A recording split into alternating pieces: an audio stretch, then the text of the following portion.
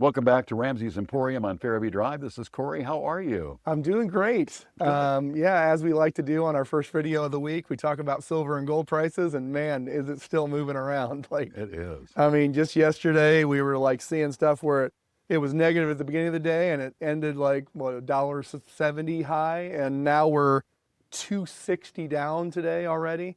It's so spot price currently for those like to follow that is $57.20. Wow. And so we're down in that 50 range again, which we've gone from 50 to 70 and 50 to 70, and it just keeps like it's moving around. Good time to buy. Yep.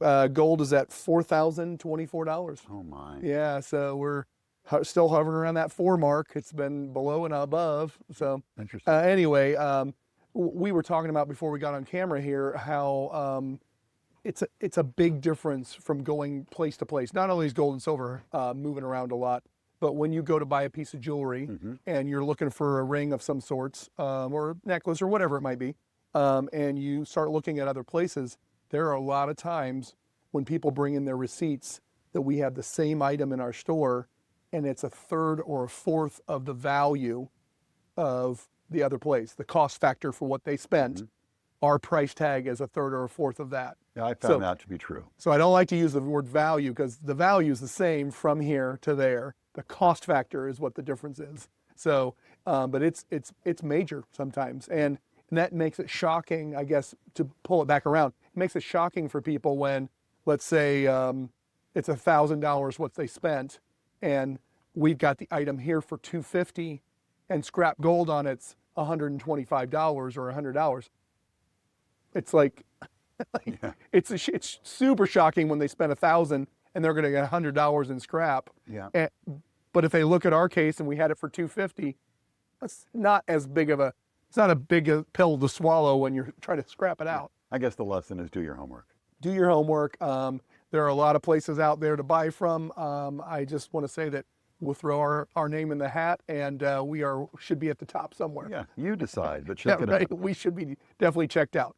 So anyway, we've got a lot of things that roll in. I was gone for a few days there, and when I came back, not only did I have the stuff that I bought before I left, but I had more things lined up. Today only, like just the beginning of the day here, we are always talking about buying costume jewelry, and this group of stuff, which is stuff is falling off here, but somebody bagged up each individual piece, but this is just all kinds of like, earrings and necklaces, and this is all like bracelets. Some of those are like plastic, but people just come in and they're always there's little mouse brooch pin like type thing, but this is the kind of stuff that I'm always sorting in my dad's office when you guys come through on the video there and see what we're doing. We've got in, like just this morning I bought here's a Grogu. That's not Yoda? Well, his name's Grogu, but people call him Baby Yoda. Okay. Yeah. So, but Grogu, and then you've got some. If people played the game BattleTech, I've got 4 BattleTech books and a whole container full of the gaming pieces.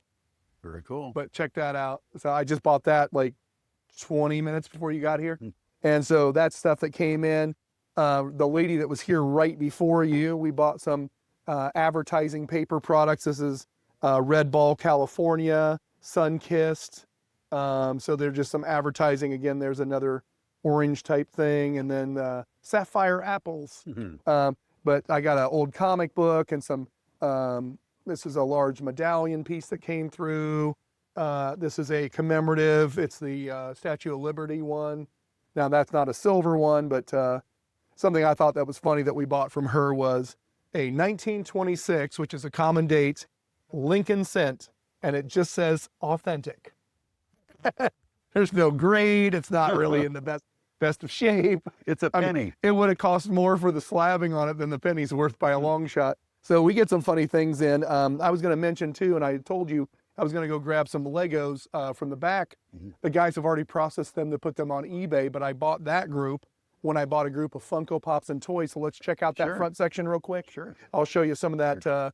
And you can kind of see the size of tub that I got in that I already processed on the Legos, but we got to get through this today at some point. So if you turn the corner here, this whole container here, I've got some Dragon Ball Z, and there's Star Wars in here, but there's all kinds of Funko Pops mixed in Wow. here all the way down to the bottom, and that's a big tote. That's But I had a same size tote with Legos that I just finished up. As I was saying, there's Star Wars, there's a Boba Fett.